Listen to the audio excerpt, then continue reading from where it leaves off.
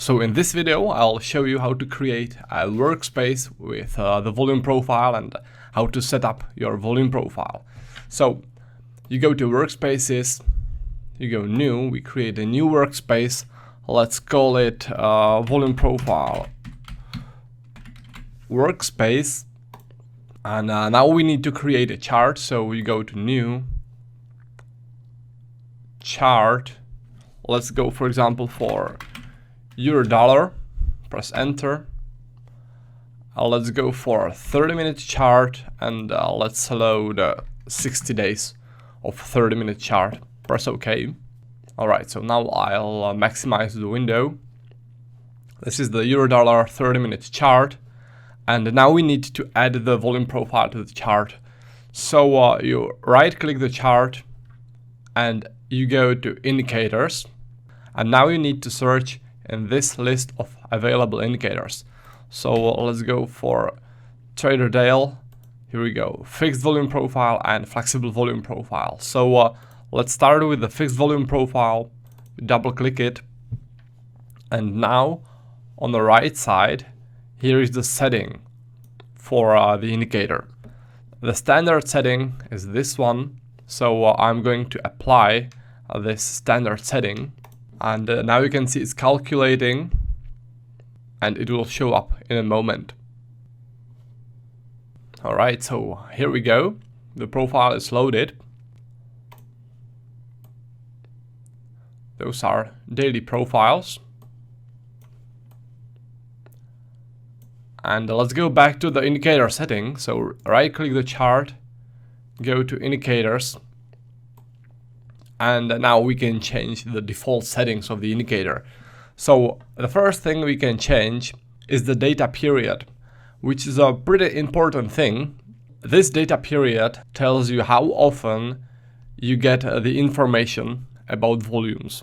So in this case, I'm getting the volume data every 10 seconds. You can set it up, for example, for ticks. The most precise you can get is this setting. Every tick the price makes, you'll get volume data for the given tick. This is the most precise volume information you can get, but also it takes a lot of your computer power, and it takes a lot of time to load. So you always want to find some compromise. So that's why I had the default setting set for seconds and for 10 seconds. I think that's more than enough, and that's basically the setting I use for my intraday trading, and that's basically the settings you can start with. You can set it up, for example, for minutes, which is good, for example, if you do swing trading. Looks like this. If you go to seconds, you can see that it's calculating. It will take some time to load. It will look like this. Maybe you don't see the difference, but the information you are getting is more precise. So you always set this setting based on what you want to do, whether you want to go for intraday trading or for swing trading. I'll look into this more when I'll be creating workspaces for intraday trading and for swing trading. For now, let's just leave it at 10 seconds. Now, the next thing you can change is the histogram color. This is the default color, but you can change it, for example, to this color. It doesn't really matter. The next thing you can change is the histogram opacity. Currently it's at 0.2. If I change it, for example, to 0.8, it will look like this. Alright. And the next thing is the side the profile will show on. So currently it's showing on the left side of the day. Those are daily profiles, so every day starts with the profile. If you change it to the right, then the profile will show on the right side of the given day. With the behind bar setting, you can set whether the profile will show behind the price action bars or if it will be like this. I personally prefer to have it behind bars, so I can see the bars clearly.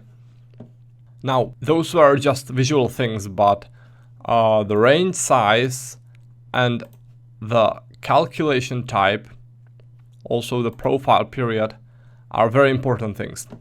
So let's start with the range size.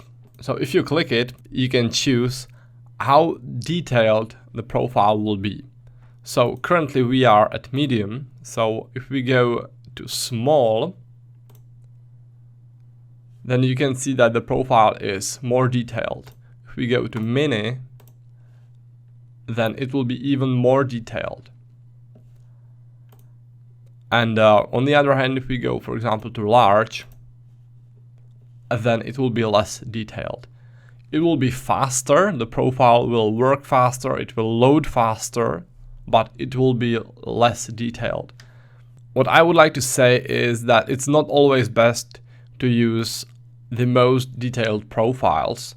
Not only that they load slower, but also you sort of get lost in the details. You don't really need to see that many details in profile like this. I personally prefer it like this or like this. So you see the most important volume peaks in the profile, but you don't get lost in the details. Alright, so that's the range size. And the next thing is calculation type. You can switch between volume calculation type or the TPO calculation type. This is how the TPO looks like. I've already talked about the difference between TPO and volume calculation in a previous video, so if you didn't see it, you can check it out. So let me go back to the volume calculation, which is more precise calculation. The next setting is the profile period, and this tells you for what time period the volume profile will print. So if we go for 4 hours, then every 4 hours volume profile will get printed. It doesn't look that nice on this chart, but you can change the histogram width, and let's go for 0.6. You can see that now the profile is wider and easier to read. In this case, I would also change the range size, go to small, like this. Maybe even go for a higher width and use the profile like this. Actually, the 4-hour profiles are pretty handy because you can see how the volumes get shifted throughout the day. So let's go back to the indicator settings. Now let's set it for daily. Now every day a volume profile will get printed.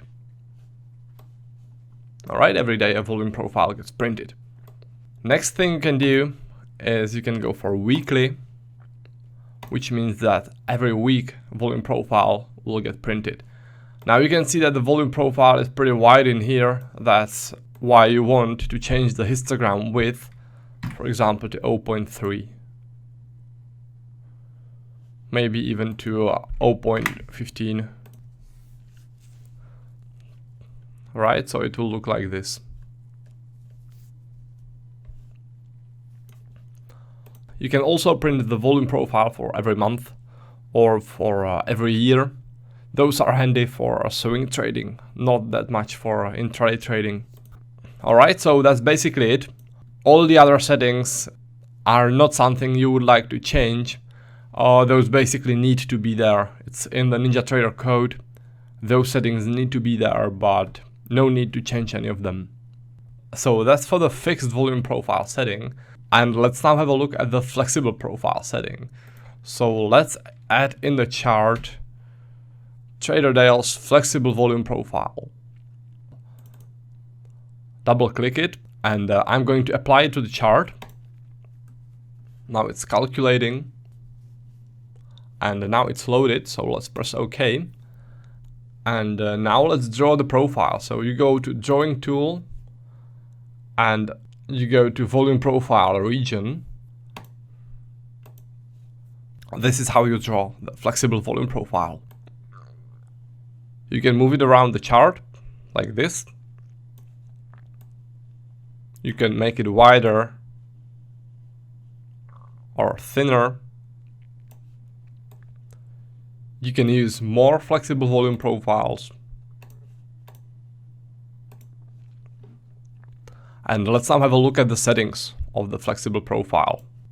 So you right click the chart go to indicators and select the flexible volume profile. Now the settings are very similar to the fixed one. There is the data period, period value, then there is the histogram color, histogram opacity, and then there's the behind bar setting, range size, and calculation type. It's the same as with the fixed profile. Alright, nothing new in here.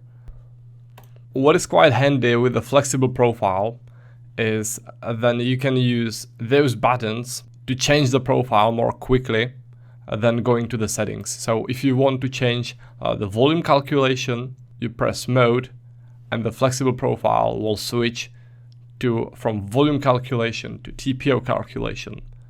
Let's go back to the volume calculation, and with this plus and minus you can set how detailed the profile will be. So if you press plus, then it will get less detailed. If you press minus, then it will get more detailed. Alright? So this is how you can quickly change the setting of the flexible volume profile. One more thing I would like to show you is how to create a hotkey for the flexible volume profile, so you don't need to always draw it like this, but you create a hotkey. So you go to the NinjaTrader Control Center, you go to Tools, Hotkeys, you scroll down a bit, and at the bottom there's the volume profile, and you create a hotkey in here for the flexible volume profile. This is my hotkey which I use, and with that hotkey I can create the profile pretty quickly, like this. The main advantage of the fixed profile, this is the orange one, is that it sort of enables you to see the big picture, the overall picture. So for example, in this screen, this is sort of intraday settings because it's a 30-minute chart. So it shows you how the volumes were distributed throughout the whole week, which is the big picture. All right, you can see that the heaviest volumes were in the center, and that the profile was a D-shaped profile, which means that there is a balance between buyers and sellers. On the other hand, you can look into any specific areas with a flexible profile to create trading levels. This is something that the fixed profile can't do. This is why you need the flexible profile. You need to look into the specific areas in the charts, and this is what the flexible profile is good for. So that's why in my trading I use combination of those two, the fixed profile and the flexible profiles. Alright, so that's for the indicator setting. When you create a workspace, don't forget to save it. So you go to Control Center, Workspaces, and you save it. Alright, so the next time you open NinjaTrader, you can easily access this setting which you saved again. Alright, so that's for the video. The next one will be about volume profile shapes and about what the volume profile tells us.